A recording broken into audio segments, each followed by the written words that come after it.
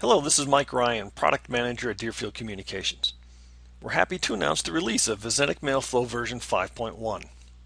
Here's a look at some of what's new. Let's log into MailFlow. We'll click on New, Ticket with Message. You'll notice a couple new options here, Request Read Receipts and Request Delivery Confirmation.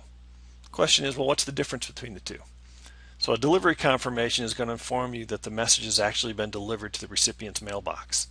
Doesn't necessarily mean that the recipient has read it or even seen the message. So in that case, we want to request a read receipt. So a read receipt is going to inform you that the message has actually been opened. But we need to keep in mind that the recipient has the option of acknowledging your request for a read receipt or not. That's kind of standard technology in most email clients. So even though they've read it, they can choose not to acknowledge that they've read it. So let's move on. Let's go into our Preferences, General tab, and let's work our way through the list of some of what's new. The first we'll come across is the ticket double-click behavior. So this is basically when I double-click a ticket, what do I want it to do? Do I want to just expand it and open the ticket, or do I want that ticket to open entirely in a new window? So let's take a look at double-click open ticket in a new window looks like. So we'll go into a ticket box. Let me double-click this ticket, and you can see it opens an entirely new window where then I can open up and work my ticket from there. Okay. We'll go back into Preferences, so I can choose to go back to just expand the ticket on a double click or open ticket in a new window. The agent now has the option.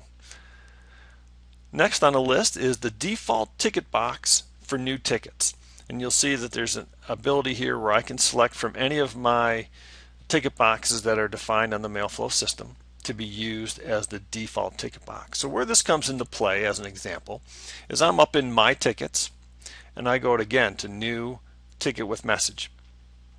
You'll see that the default ticket box is VisNetic Sales. That's what I have selected, and the from address is already sales at visneticdemo.com. Previous to version 5.1, we were using the unassigned ticket box as the default. So then the agent would have to come in and remember to define the correct ticket box, etc. So now, if they're commonly sending emails, new outbound messages as a sales agent, wanting those emails to be associated with the VisNetic Sales ticket box, then they can set that as their default. Of course, you can always change those on the fly. If I'm working support, and I can change the support ticket box, and it changes the from address accordingly. Okay, but now I have the ability to set a default. We'll go back into Preferences.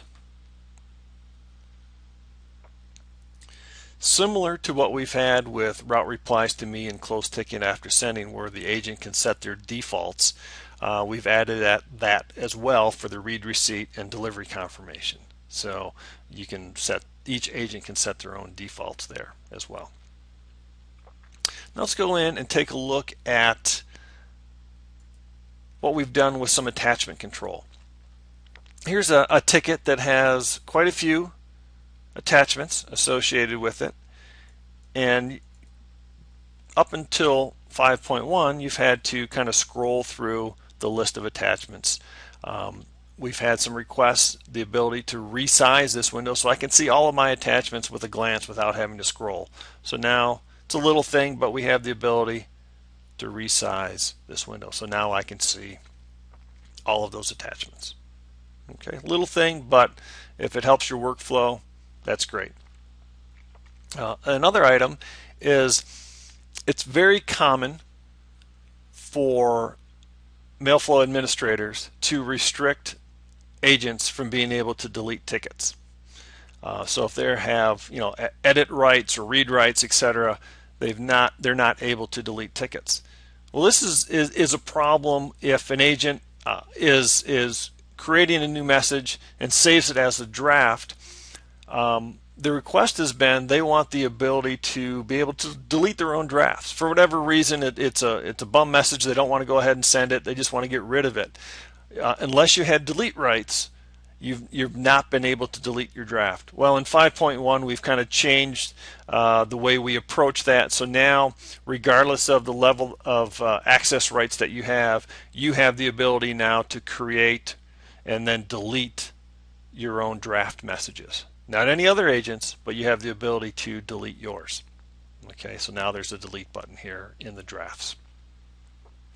Another, I guess you could say minor thing, but it's common if you happen to be working with our technical support crew and there's maybe a particular issue with a message that it maybe isn't routing properly, or there's some question, it's common for our technicians to ask for the source of the message. And so we've added the ability here to view message source. So this will show all of the source of the message, and that you can then copy and paste that into a reply back to our technicians for analysis and so forth. Or there may be other reasons in your workflow where you need to have a look at the message source. So again, it's just a little thing, but something that's been added into 5.1. Okay, so let's move on and take a look at what's new from an admin perspective. So I've got another administrator logged in here. So let's go to Administration, General Configuration Settings. You'll see a new Systems Defaults tab. And you'll see we have now the ability to set a system-wide default for what we want to do with close ticket after sending and route replies to me, and whether or not we want these yes or no, etc. So this is something that MailFlow admins have been asking for quite some time, to be able to set a default system-wide on how to handle this. So this is introduced under a new System Defaults tab. So with the release of 5.1, we've placed a lot of emphasis on security, and so we've added quite a few more default access controls into the system. So let's go down to Security, Default Access Control. You can see some of the standards that we've had in there since day one as controls on agents and ticket boxes, etc. But you'll also see that we now have controls on access to the agent's preferences general tab, the ticket boxes tab, agent view tabs, whether or not they can change the default close ticket after send or request read receipts, etc. So we've added quite a few here. So as an example, if we go into agent preferences, by default, every agent, as we know, that is configured in MailFlow is a member of the Everyone group. So by default, the Everyone group is going to, each agent in the Everyone group is going to have access to their preferences and everything, all the different tabs within the agent preferences. But now we have the ability to restrict an agent from that access. So as an example, if I choose deny on everyone and save it, as an example, let's go into our agent account, let's log out, and let me log back in as that agent. And you'll see now that preferences are gone. This agent no longer has the ability to access their preferences. So we'll go back in here. So maybe we don't want the group as a whole, but maybe there are select agents that I want the ability to access the preferences. So this is where I can begin to kind of build my access control. I can click New, and I'm going to go ahead and select the agent, and I'll select Bill again, and I'm going to allow him this time. So when I save this, so let's go back into our agent account. We'll log in as Bill. We'll log in. And so now Bill has been granted access to preferences again. Okay, so you have some flexibility there.